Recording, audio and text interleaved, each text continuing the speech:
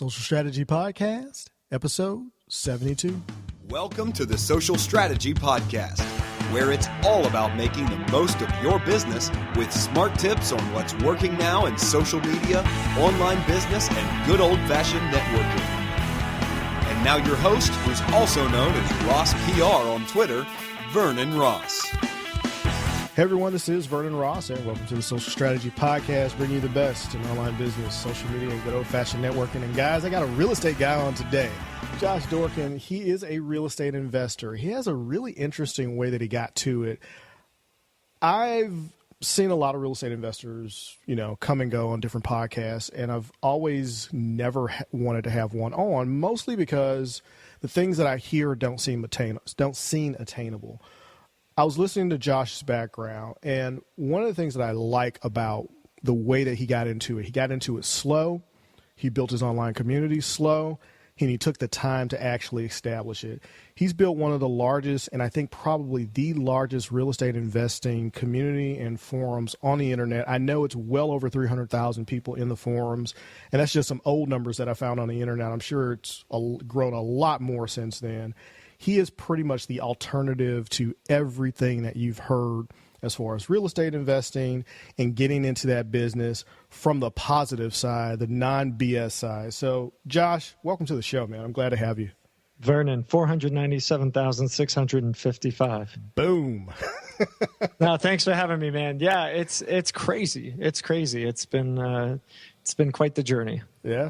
So let's go back for a minute. 400,000 plus members in a community. Where did you start? How did you get your first 10? They were me. No, it was. Let me kind of rewind really quick to the purpose, Sure. Because I think it's probably important to have a little bit of context. When I started the community, I had bought a bunch of property. I found myself in a situation where I was making mistakes. I didn't know what I was doing. I was like, yeah, I'll buy property. I'll be rich. This was before the flipping shows, but still, I was kind of excited and didn't really have my head screwed on. So I went and I bought some property and very quickly realized that buying property is a great way to build wealth, but you have to know how to buy the property, and you have to have the right people in place, and you just have to be smart about it. And I wasn't completely smart about it. So I found myself in a situation where I owned a bunch of property. I was making mistakes. People were kind of screwing me over, and I needed to find answers. And when I was looking for answers, the only sources I found for those answers at the time were these other websites, and there were communities that whose purpose was kind of to get you into that sale funnel, And listen, nothing terrible about a sale funnel. I just have an issue with putting people in the sales funnels when A, the price is ridiculous. B, when the outcome is not. The odds of a positive outcome are really slim. And so that's kind of what I saw. A lot of manipulation, a lot of techniques that were used on people that I didn't like. And I said, this is not something that I want to be a part of. As I like to say, my New York BSO meter was kind of off the grid there. And so, I'd been building websites back since the mid-90s when I was in college.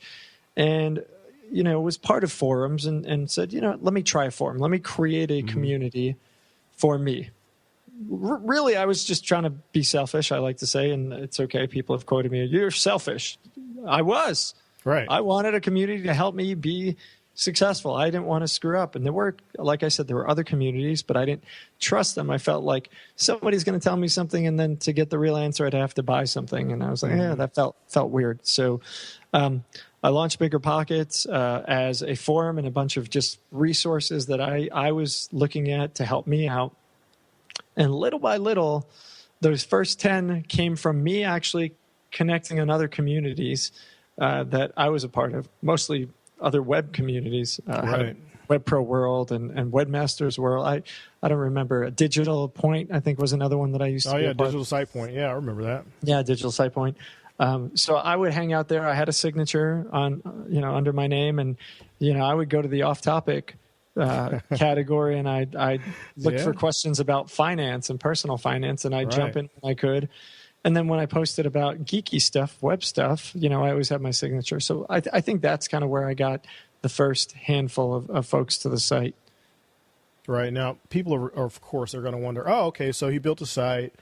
He started way back when, so he's been able to build it over time, and it just became successful. That's not exactly the case. You've had several iterations of mistakes with building this site and building the community and getting it to look the way that it looks now. And you've got like a combination of custom stuff and WordPress, right?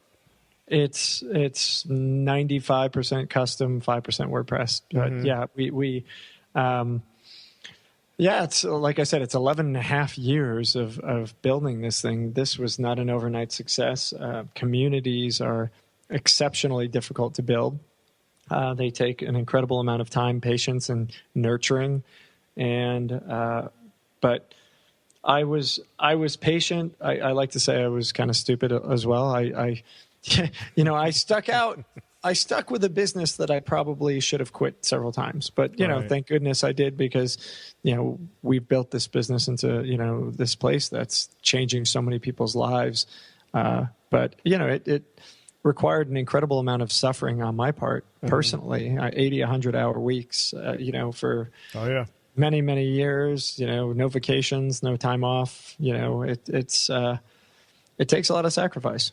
Right. A lot of people wonder, okay, so you're a real estate expert online, and I'm sure you get the expert thing online, air quotes for everyone that's not watching the video, but how do you make sure that your community understands that, hey, I actually invest in real estate along with running this community? It's not that you're just a community building guy, that you've built this great website that people can come to for resources, but it's all concept. It's not, actual practice. Well, a few things. One, I am not the expert. I will never call myself the expert. I never intended for me to be the expert. As a matter of practice and as a matter of running the largest real estate investing platform online, I am an expert. I academically know more than probably most of the country and so on. But I'm not. That's the difference, I think, first and foremost, between me and the folks who are selling the courses and other ways. I'm not selling courses. I'm not selling content. I never would sell content like that. I'm not the guy. It's not about me. The reason BiggerPockets is what it is because it's about the actual experts.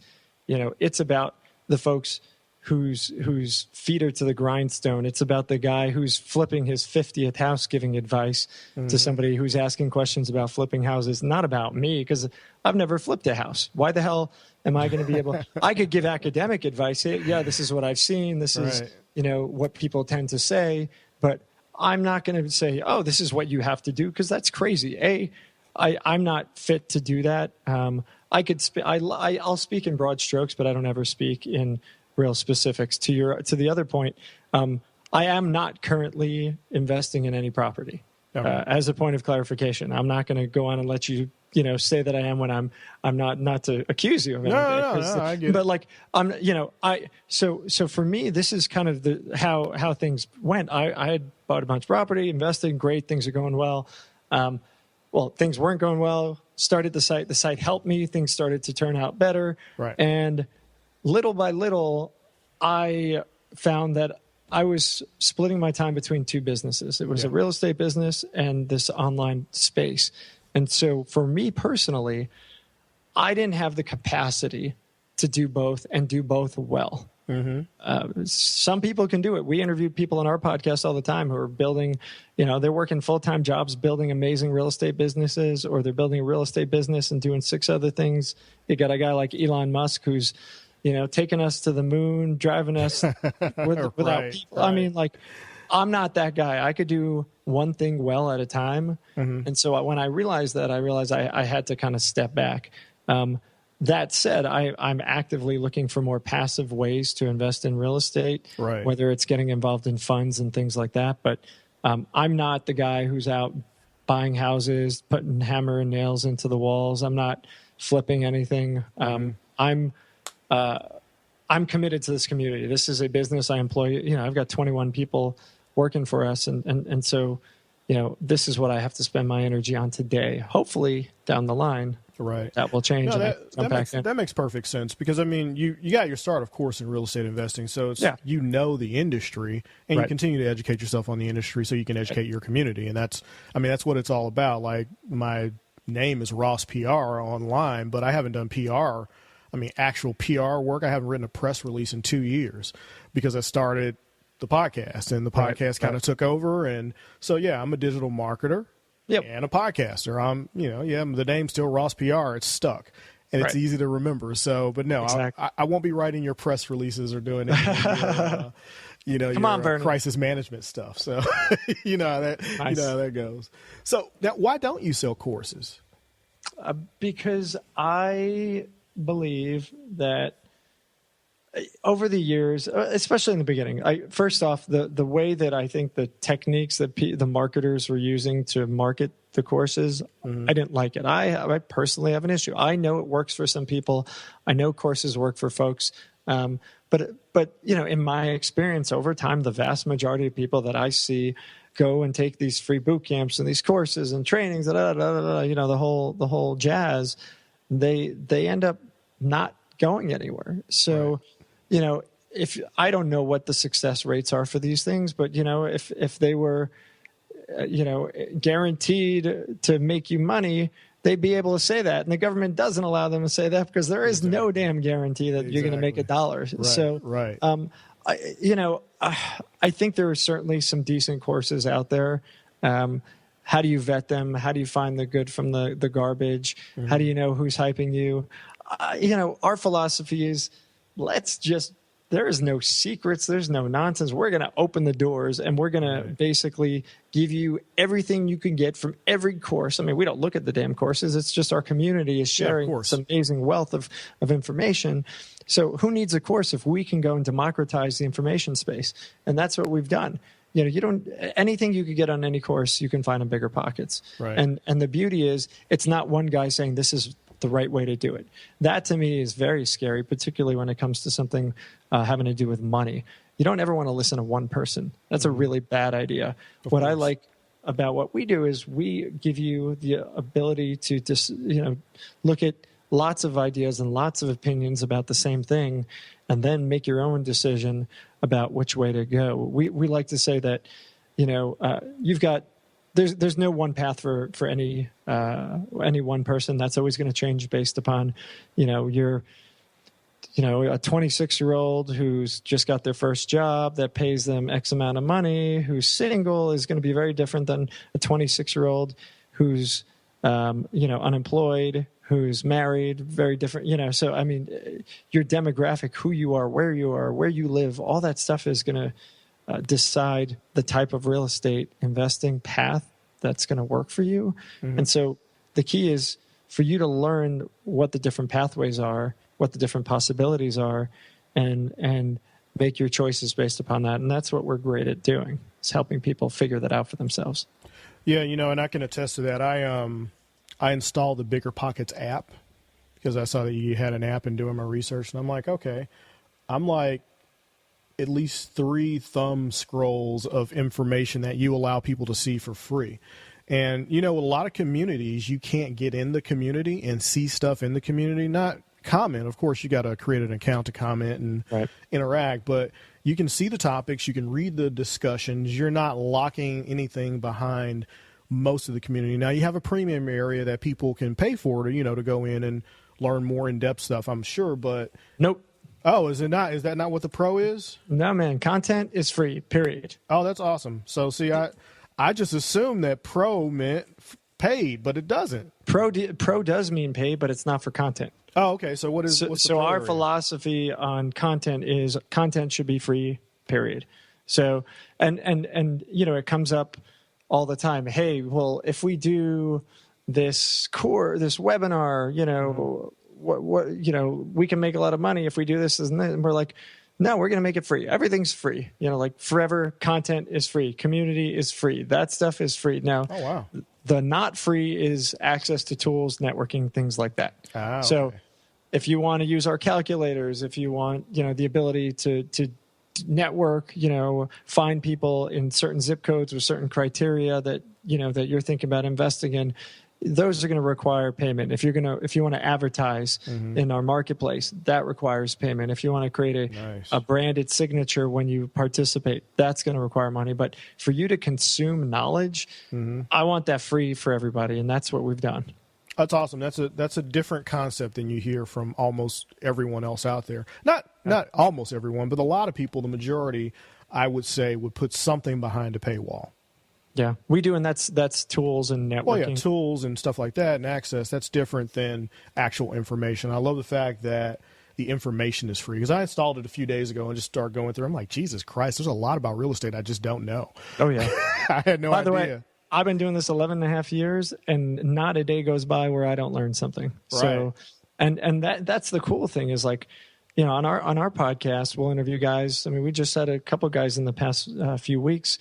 These guys have done 1,000+ units. These guys are experts. Oh, wow. And you're talking to them, they're like, yeah, I'm still figuring this out. I'm still learning. I'm still listening to your podcast. I'm still reading your site because I'm learning different tactics, techniques, and strategies to be successful. If anyone ever tells you that they know everything or they're an expert, run. Man, you better run. Right.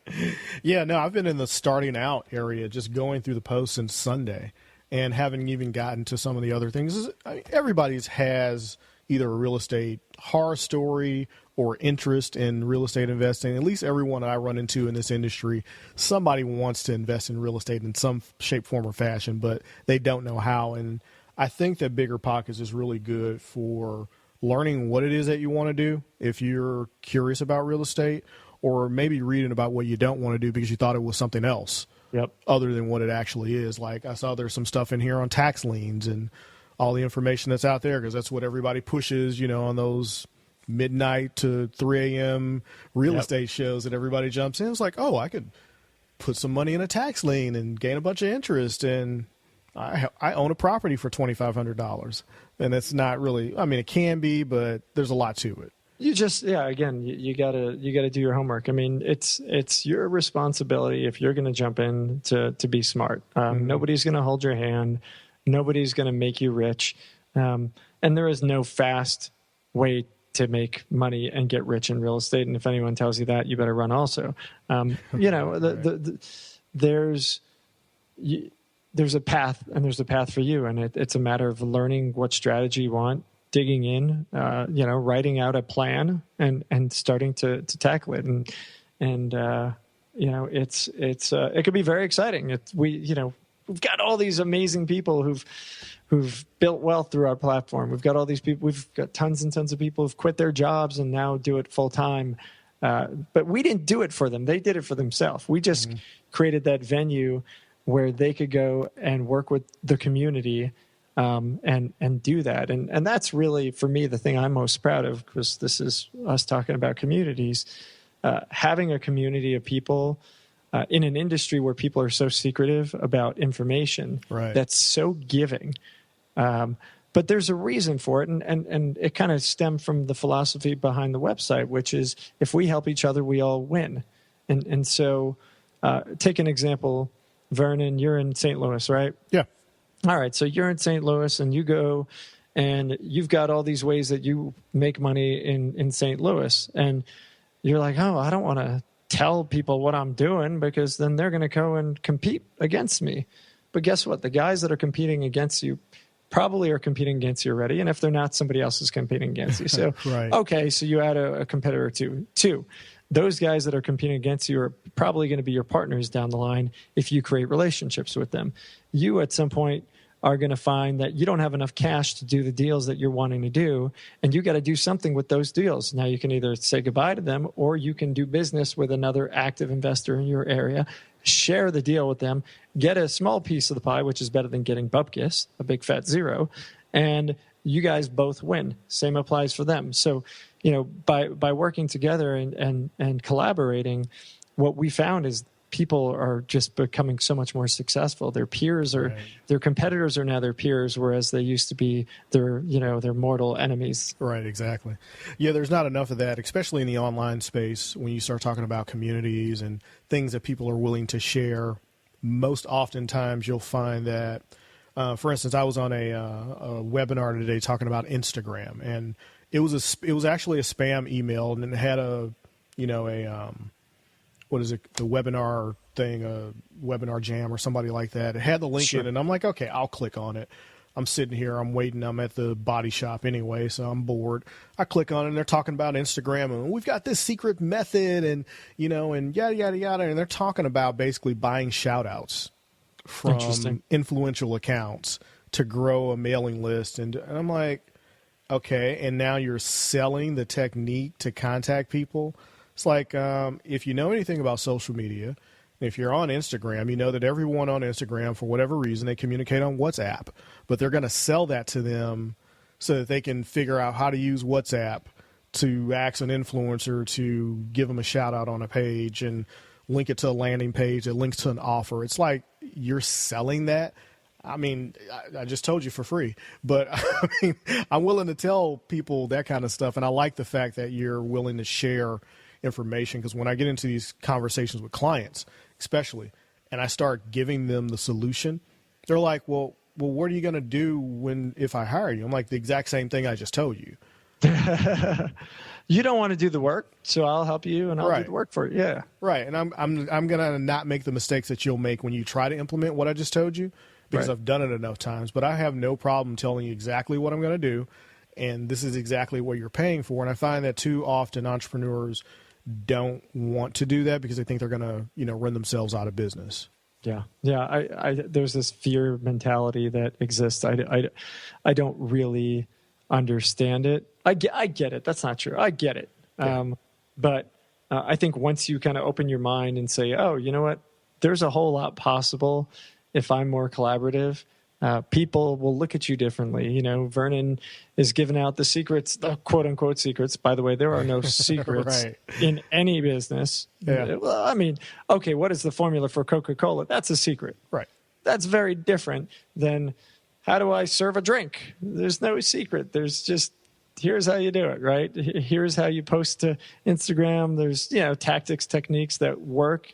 But odds are, again, if you tell somebody, it doesn't mean they're going to do it. Exactly. Bring a horse to water reigns true, I think, in everything. It reigns true in real estate. It reigns true in social media. It reigns true across the board. I could tell you exactly how to go. I could tell a room of 100 people who know nothing about real estate exactly how to go and do their first deal, right? Let's keep in mind if they were all, the same person, the same, criteria, things like that. Tell them all exactly how to do it. 100 people. How many of those 100 are actually going to go and do it? It takes work. If it takes work, you've already kicked off half the people, 75%. We're a bunch of lazy bastards out there. Exactly. We want stuff handed to us, especially the millennials, man. They really don't want to work. Yeah, I'm sure 5% in the room may do it, and 3% of that are going to ask you for the done-for-you solution. Yeah. It's like, well, can you do it for me? And you might get that one guy that may get halfway through a deal. You never know. Yeah, hustle can be taught, I think, but you've got to have hustle. I've never seen somebody do well long-term in any industry without having some kind of hustle. You got to be able to work your butt off and focus and knock it out. Nothing's going to come to you. Right. Speaking of hustle, you got 2 books out on Amazon, 2 Amazon bestsellers, over 200 reviews on one, 5. Well, that you've titled, that you've written yourself or that you've collaborated on?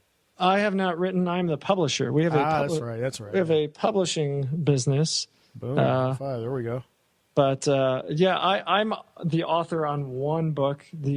I'm co-author of the Ultimate Beginner's Guide to Real Estate Investing. But we've built a publishing company as part of our business. So we've got a no money down book, a rental property book, flipping book, and lots of others. It's a good business. How'd you get into publishing? I don't know. It just kind of happened. How did I get into podcasting? It just kind of happened. There has to be an upside to becoming a publisher versus just putting your stuff out there. So again, back to what I said originally, which is I am not the expert. I'm not going to. The Ultimate Beginner's Guide it was written with myself and my co-host Brandon Turner. Mm-hmm. We put together a book. By the way, it's completely free on our website. You don't have to pay $1 for it. We also did a completely free video course of the exact same book. We actually went a little deeper in it. Doesn't cost a dime. And, you can get the book. I think you could get it for free on Amazon, by the way, the Ultimate Beginner's Guide. But the idea is let's put out the information about how can people what is the base of knowledge that you need in order to go ahead and start thinking about real estate investing. If you don't know this stuff, mm-hmm. you have no business becoming a real estate investor. That's what that book is. It gives, how do I do basic deal evaluation? What is the difference between a single family and a multifamily house? What are the different strategies, flipping versus wholesaling versus buy and hold? That's what you get in this book. It's real easy to flip through. It's not this 300-page novel. It's basic, but it definitively will give you the basics that you need to kind of get the ball going at least. And that was the purpose of that. Oh, and why publishing? Sorry. No, you're good. I was going to say why publishing. I had a guy who was a guy on our site, Jay Scott. He's been flipping houses. The guy is one of the most analytical guys I've ever met in my life. His writing is fantastic. He was a blogger for us, and we had talked about it. And he's like, I've got this book that's almost done. You want to try and put it out there?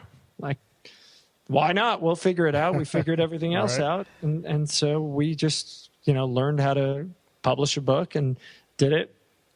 We're really good at online marketing. We've built a great community. We've got a big mailing list. We've built a lot of trust with our users. And so, if it was a garbage book, I'd have an issue. But it was, it's an amazing book, probably the best book ever written on flipping houses. And so we said, yeah, let's get behind this thing. Let's push it. Let's promote it. And it's done very well. And so from there, we saw that it was financially successful for us. So we've scaled up our publishing business. We now have a full-time person running our publishing business. We've got 5 physical books out. 6th is coming out. 6th and 7th are coming out this year, and we've got a few more coming out next year. So it's that's interesting.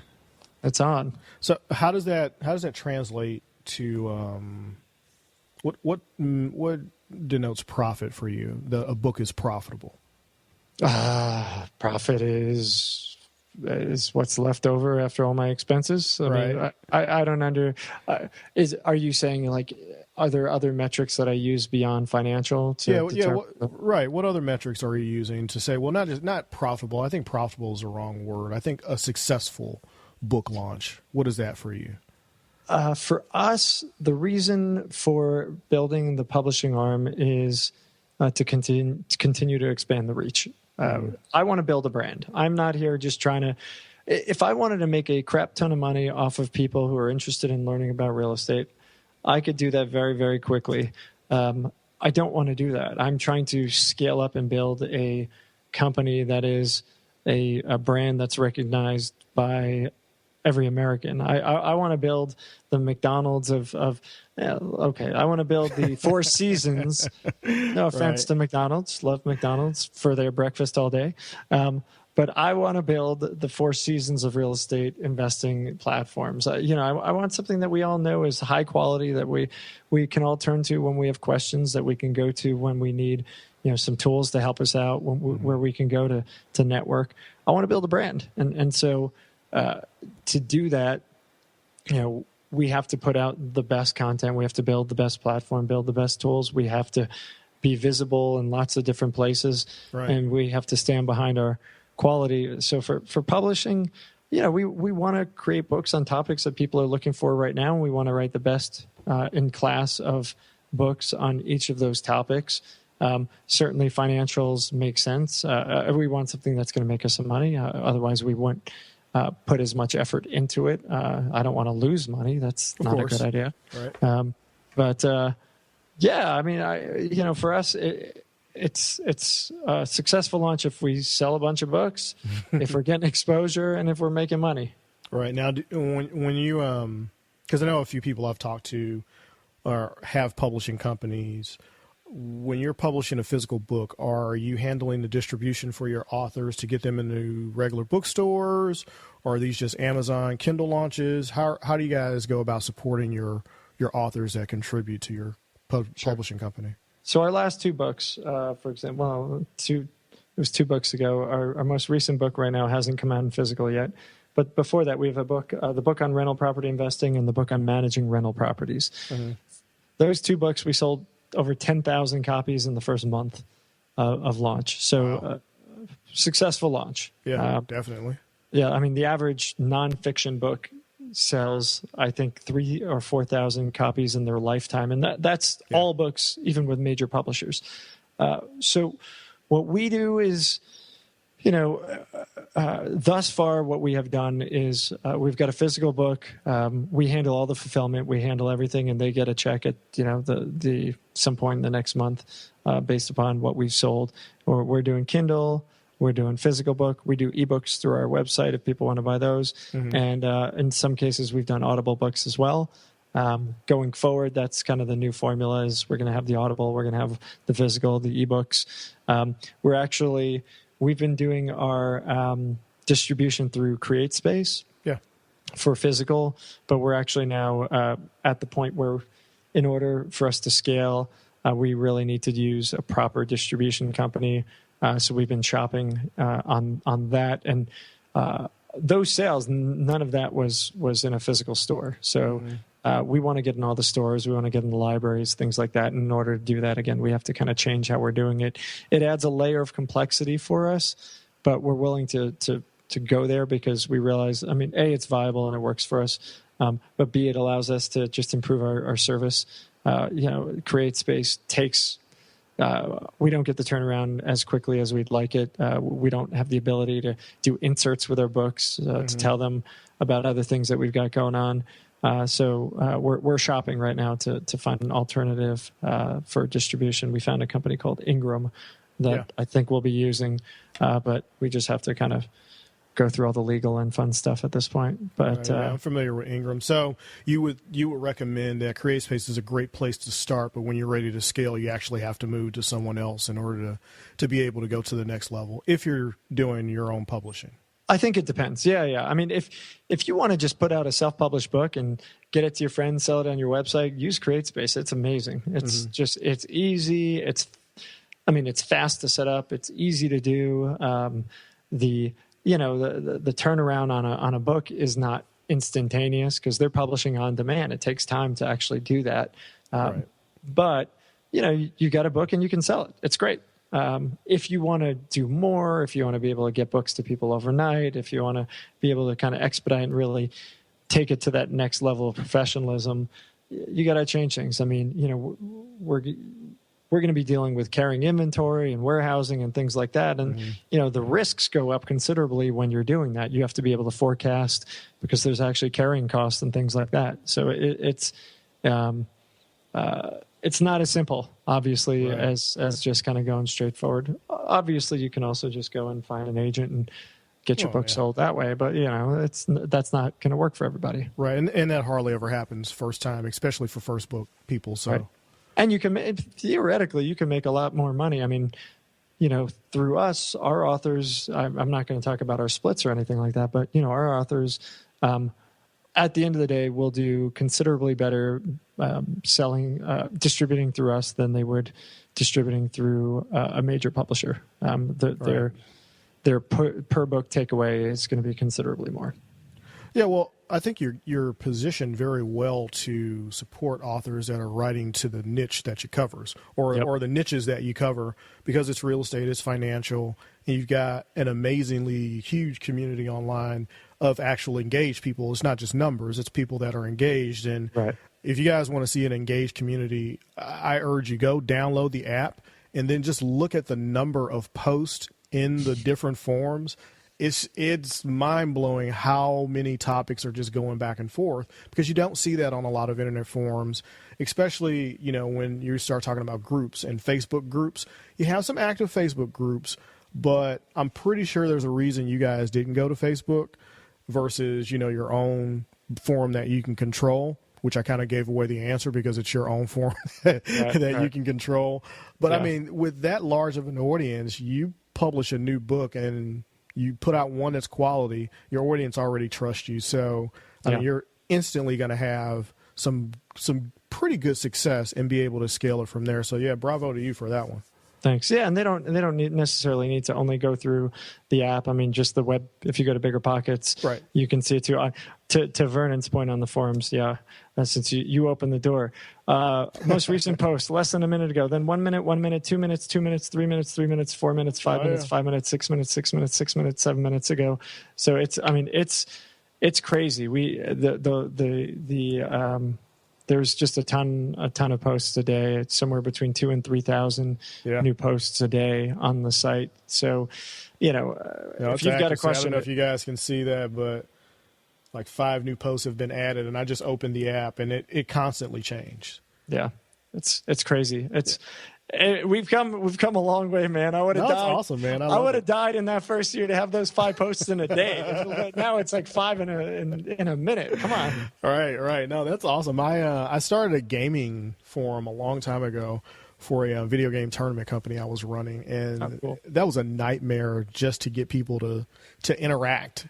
And once I finally got people in there by going to other communities and trolling Xbox Live and all the stuff that you do to build a site, and to build a forum, it was really nice when I would see 10 or 15 posts in a day. And we would get up to, 100 posts or 150 posts in a month, and I was on cloud 9. So, I mean, I can imagine that just in saying that, there are 2 new posts have popped into your forum. So it's amazing to have an active community like that. And when you do it, it makes it a lot easier to scale into a new business. Yeah. I kind of alluded to it a little bit a second ago. Why haven't you built a Facebook community, or do you have a Facebook community? I didn't look on Facebook for you. I just went basically, to your website, and I've been lost in your forums ever since. That's okay. You'll come out next year. We've got a Facebook group. We've got a G+ group. We've got LinkedIn groups. At the end of the day, they're not, the lifeblood is back on the site. People, they come back to the site. That's where they prefer to interact. That's where they're spending their time. So that's where people end up going. Why not? I started as a forum. I started before Facebook was even born. So, talk about how old I am.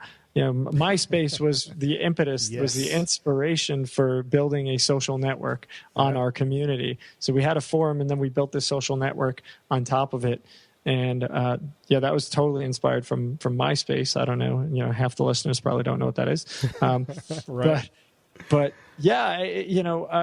because we started differently, I think if I were to start a community today, I would start it on Facebook. But truth be told, I would not start a community today. It's too much work. At least knowing what I know today, I wouldn't do it, because that's a lot. It is really hard to get a community going. And everybody throws around, we've got this great community. And, there are a lot of great communities. I'm not just talking smack to anyone who has a community, but it's kind of that word of the hour that every website and every business and every everybody who's got some kind of online presence refers to their website or their blog or something as a community. And I don't believe you have a community until you're at the point where folks are interacting with you on a regular basis, and take it further, are actually interacting with each other. Yeah. I think the interacting with each other is the real grab there. You're just dealing with commenters. It's a community when your community, when your readers, when your listeners, when your folks are kind of engaging one another. I think that's the point where you've established yourself as a community. And there's thousands and thousands and thousands of amazing communities out there. But, don't be fooled. Like, hey, I got a community. Just saying that's, if people show up and there's nobody there and there's nothing happening, they're going to move on. Right. So with all of the knowledge that you have on actually building a real community, an effective community, to kind of wrap it up, what advice would you give to someone who's just starting out or who's been going for a little bit, new blogger, new podcaster? How do they actually build an engaged community, and where would you recommend that they start? They should start by engaging in other communities. So if you've got a car community, you want to go on every other car community and start talking. Mm-hmm. You want people in the car communities to know who you are. Don't troll and try and steal their users. That's not cool. Steal users from other communities that are talking about cars. Don't steal them from the other car communities, because I just think that's a bad move personally. But right. So you're a car guy. You want to create the car blog. So you write the car blog. And how do I get the audience? So you go and you hang out with car people, and they'll start to know you. And suddenly, you'll have a signature in your forum link if it's a forum, and or when you're participating on a blog comments of your favorite car blogger, you get a chance to obviously have a web link. Sure. Follow, no follow, who cares? I mean, if you're adding value and in your comments and adding to the conversation, people will take notice. So what we tell people is, you want to build a brand, you want to build a community, get out there and add value. And I think that's where most people fail is, that's hard work. Wait a second, I got to go do all this stuff on somebody else's community. Right. Yeah, you do. If you want to start getting people to come and trust you and like you and engage with you, absolutely. You got to give before you get, especially online. Yeah, I noticed that about you just in general at FinCon and at some of the other places that we've kind of either, run around and run into each other at, and just the comments that I've heard about, the whole BiggerPockets community and what you do and the type of information that you give out, which is one of the main reasons I wanted you on the show, is because to build a community this large over this long a period of time, you have to be doing something right. Yeah. So I definitely appreciate that. I do a lot wrong, though. Well, of course, everybody does. But and that's the other thing. I think you got to be willing to take risks, and experiment. And we do that. And the podcast could have been a big failure. We tried it. We're like, we had no expectation of having a podcast that's like a top 10 business podcast, but that was just, let's do it. Let's get it out there, see if people like it. If they like it, what can we do to get it better? And what can we do to get it better? And what can we do to get it better? And we do that in everything that we do. Is we get it, try it, test it, and then just work on it, grind it down into its core components and figure out what are the pieces that are working, what are the pieces that are not working. And by the way, just because listeners or viewers or readers say they don't like something doesn't mean it's not working. Right. I think that's something that's really easy for people who are new to, whether it be podcasting or online. It's easy. There's always going to be naysayers. There's always going to be people who are critical, and it's okay oftentimes to have people dislike you, and they still may listen to you. Yeah. If you don't stand for something, you don't stand for something, and nobody gives a damn. You gotta have some kind of stand. I heard a guy, Grant Cardone. I don't know if you know Grant. Oh, I know Grant. Yeah. So Grant was on our podcast, and Grant said something amazing. He said, you could have everybody in this country, half this country hate you, and still be president of the United States. It's a pretty powerful thing to say. Right. And it's true. Yeah, very much. You could have 150 plus million people just loathe you and still be the president. So It's okay for people to not love you. It's, and it's easy to say once you've had the troll comments like, oh, you suck, you're blah, blah, you're ugly, your voice is terrible, you're not funny. Okay. You got to learn how to kind of get past that, not read the negative stuff. Just do what you do, keep your head down, focus on what it is that you're trying to do, and forget about everybody else. Don't worry about the competitors. Don't worry about the drama. Don't worry about any of that stuff. Just create a plan and do what you want to do, and stick with it, and you'll be fine. No, that's awesome. And I think that's a great point to end it on. Thank you so much, man, for coming on the podcast. It's been a really good conversation. I enjoyed it. It's been fun, Vernon. Hey, thanks a lot, man. Take it easy. Oh, by the way, I almost forgot. What's the best places to find you online? I know it's BiggerPockets pretty much everywhere, right? It is. If you want to learn about real estate investing, jump on BiggerPockets.com. We've got a great social presence everywhere. If you want to follow me personally, I'm not that interesting. But if you want to follow me, I share some cool stuff. Twitter is probably the best place to follow me. That's the only place I really interact with people I don't know outside of BiggerPockets. But go to BiggerPockets, check it out, and good luck to you. I mean, there's a whole lot of info in there to help you out. Yeah, no, you've got a good Twitter presence. I see a few jabs and then a right hook. Hey, go check this out. And then there's retweets and retweets and retweets and likes. And then, hey, go check this out, which is how you should be doing Twitter. So if you guys want to look at how to effectively actually engage on Twitter, just go take a look at his personal Twitter profile, and you'll see that there's a lot of give before there's an axe. So, there you go. Definitely good stuff, man. Awesome, man. Well, it's been a pleasure. By the way, if you are listening, please stop what you are doing as soon as we are done and take a minute to leave Vernon ratings and reviews on the show. That will help him grow the show even more, and he's awesome. So reward him if you're gaining from the show by getting out there and leave him a rating and a review. Thanks so much for that, because you are the first guest to actually ever stop to do that. That is awesome, man.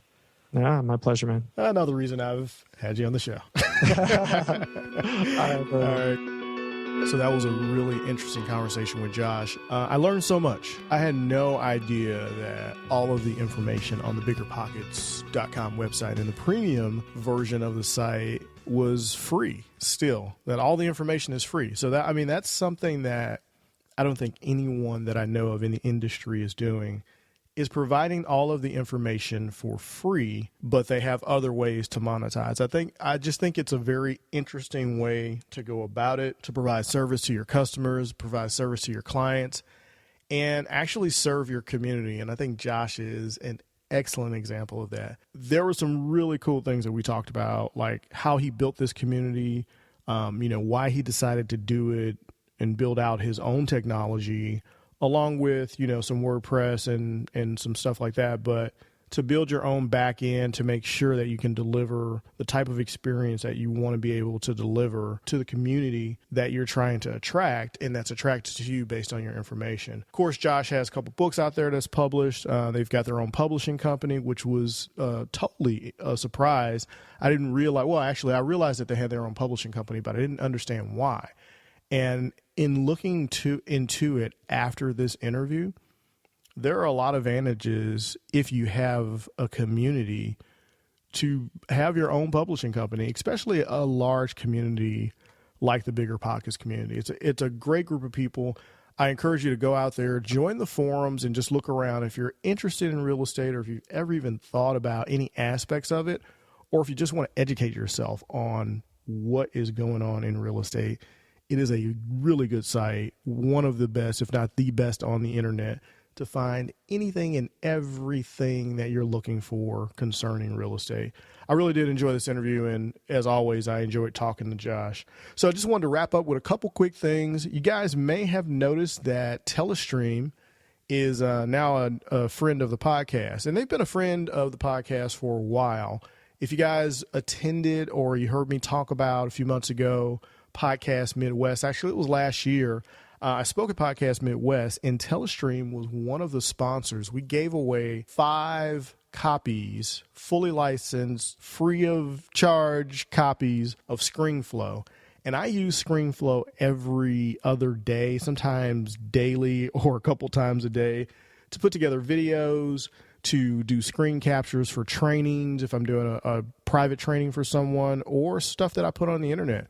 Like my Instagram videos, I've usually done those in ScreenFlow, YouTube videos, anything that I'm putting out there, actually Twitter videos, and I've been doing that a lot more lately. I'm going to actually include a link in the show notes to a recent video image that I did on Twitter for an upcoming speaker. Danielle Smith TV is her Twitter handle for the Social Media Club St. Louis.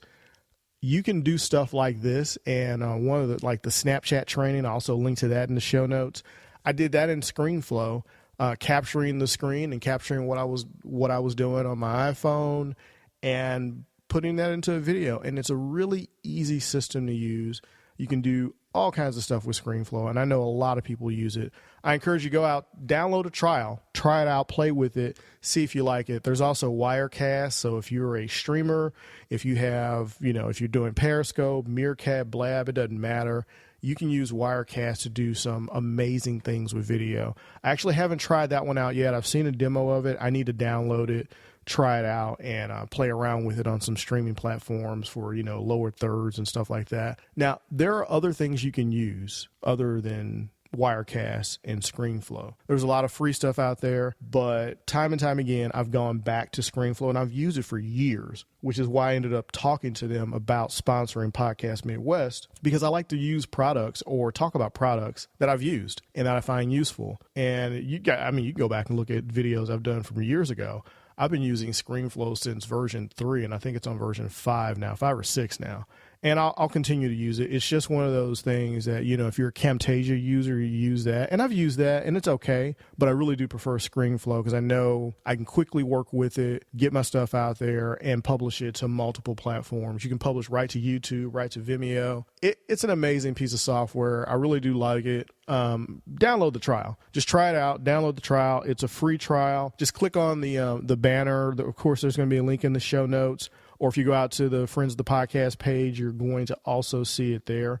Try it out. Download the trial. It's free. I think it's a 30-day free trial. See if you like it. Use it. If you like it and you want to use it, pick it up. It helps the show. It helps me get this message out there to more people. And I want to do some giveaways, and that takes revenue. So if you happen to pick up a copy, let me know. I'll definitely shout you out and thank you in the podcast for picking it up and supporting the show, and of course supporting the telecast folks in ScreenFlow. I really do enjoy it, and I'm pretty sure that you guys are going to enjoy it too. That's pretty much it for this episode. The UMSL, or not telecast, Telestream, the UMSL Digital Conference went off with a huge success. Over 1,300 people attended. It is the biggest conference in the Midwest. We already have sponsors like beating down the door for next year's conference. It was at this year's Union Station. There are videos available of a lot of the things out there. Just go out to umsldigitalconference.com and you'll find all of the links and information out there. Boy, was that one heck of a day. It was crazy. Also, guys, check out Snapchat. I've been getting a lot of people following me on Snapchat. So thank you guys that are listening, that are finally starting to follow me on Snapchat. There's the views on the stories are going up, and the stories that I'm watching are getting more interesting. People are finding new ways to tell stories on Snapchat, and I'm really enjoying it. And I don't hate the platform as much as I used to. All right, definitely, guys. Follow me on Instagram at RossPR, on Twitter at RossPR, and of course on Snapchat at RossPR. And I will see you in the next episode. My hands will touch your hands.